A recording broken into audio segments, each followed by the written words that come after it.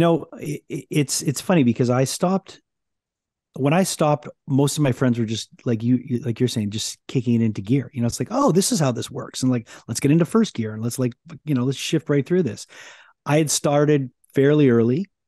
And my drinking career was very short, but I did enough damage in, 7 or 8 years to make me say, oh, fuck, this is scary. Like first picking up around 12, 13, first trying, I think around 12.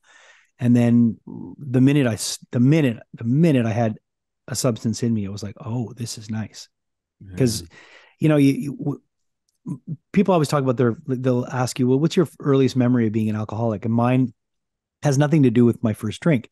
My first memory of being an alcoholic is being in the schoolyard when I was about probably 6 or 7 in elementary school and in grade school. And, looking at people across the schoolyard from me and being sure they were talking about me.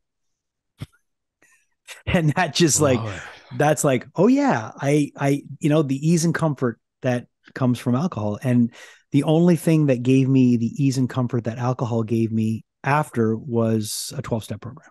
Yeah. Cause it's like, once it stopped working and it started going the other way. Cause we all have usually we have this great drinking career for a little while where it's just magic. It's perfect. And we always think back to those days where it's, oh man, remember that? Yeah. You were 15, you were 14. Like you had no care in the world. Like a lot of the time there's those early memories that are good, or they're those there's those handful of great times.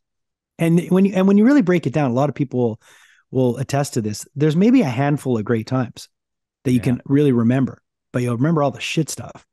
And that's the thing, is that it never, it only got worse. And once I discovered recovery, I was like, wow, there is a way to live and feel like an okay person without having to mask everything or to numb everything.